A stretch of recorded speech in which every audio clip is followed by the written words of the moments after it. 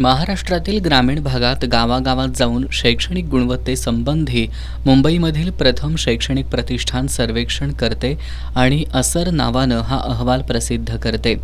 असर हा अहवाल 28 जानेवारी 2025 रोजी प्रसिद्ध करण्यात आला होता. यामध्ये कोल्हापूर जिल्ह्याच्या आकडेवारीवर आणि एकूणच या सर्वेक्षणावर महाराष्ट्र राज्य प्राथमिक शिक्षण समिती कोल्हापूर शाखेनं आक्षेप घेतलाय. यामधील आकडेवारी धादांत खोटी असल्याचा आरोप संघटनेनं केलाय. या अहवालाच्या माध्यमातून कोल्हापूर जिल्ह्यातील जिल्हा परिषद शाळांची आणि शिक्षकांची नाहक बदनामी झाली असून हा अहवाल तयार करणाऱ्या प्रथम शैक्षणिक प्रतिष्ठानला महाराष्ट्र राज्य प्राथमिक शिक्षण समिती कोल्हापूर शाखेच्या वतीनं कायदेशीर नोटीस बजावल्याची माहिती समितीच्या कोल्हापूर शाखेचे जिल्हाध्यक्ष प्रमोद तौंडकर यांनी दिली आहे. अहवालात जी आकडेवारी कोल्हापूर जिल्ह्यासंदर्भात प्रसिद्ध करण्यात आली आहे ती पूर्णपणे चुकीची आहे. हा सर्वे जिल्हा परिषद अधिकारी, शिक्षक आणि प्रसार माध्यमांसमोर करण्यात यावा. याआधीच्या अहवालातील आकडेवारी खोटी ठरेल असा दावा समितीनं केलाय.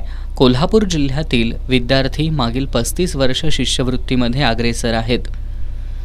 अशा जिल्ह्यात 3री ते 5वी न वाचता येणारे 60% विद्यार्थी, 6वी ते 8वी 80% विद्यार्थी, गुणाकार न येणारे 50% तर भागाकार न येणारे 45% विद्यार्थी हे आकडे पूर्णतः चुकीचे असल्याचा दावा समितीकडून करण्यात आलाय.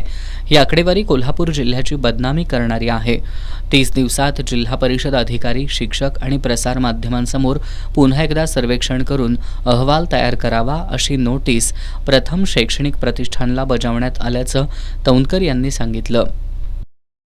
नुकताच एक 15 दिवसापूर्वी प्रथम नावाच्या संस्थेने असर नावाचा एक अहवाल सादर केला आणि यामध्ये कोल्हापूरवर त्यांनी प्रचंड प्रमाणामध्ये आरोप केले. यामध्ये त्यांनी असं म्हटलंय की 3री ते 5वीच्या मुलांना फक्त 60% मुलांनाच वाचता येते दुसरीचं पुस्तक आणि हे अत्यंत धादांत चूक आहे असं आमचं म्हणणं आहे.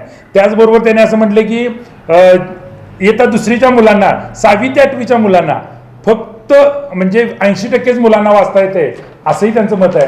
आणि त्याच्याही पेक्षा क्रूर असा म्हणजे त्यांनी जो काय आमच्यावरती हल्ला केलाय, गुणाकार हा 50% मुलांना येतोय आणि भागाकार फक्त 45% मुलांना येतोय आणि हा अत्यंत चुकीचा अहवाल यांनी केला. आणि तोही आमच्या कोणत्याही शाळेत न जाता, कोणत्याही आमच्या अधिकाऱ्यांना सोबत न घेता त्यांनी शाळा सुटल्यानंतर म्हणजे क्रीडांगणावरती कुठेतरी जाऊन घेतलेला आणि तेही कुठल्याही प्रकारचे क्वालिफिकेशन असलेले कर्मचारी न घेता अगदी कुठेतरी कॉलेजला वगैरे शिकणाऱ्या मुलांना घेऊन हा असर अहवाल केलाय असं दिसतं आहे. आणि म्हणूनच या असर अहवालावरती आम्ही वकिलांच्या मार्फत नोटीस त्यांना पाठवलेली आहे. कारण आमचा हा कोल्हापूरचा शिक्षकांचा, ज्या शिक्षक अगदी 24 तास अगदी संविधान देऊन एवढं मोठं यश मुलांच्यासाठी घडवत आहेत आणि तो हा आमचा अपमान आहे. आणि म्हणूनच आम्ही त्यांना नोटीस पाठवलेली आहे.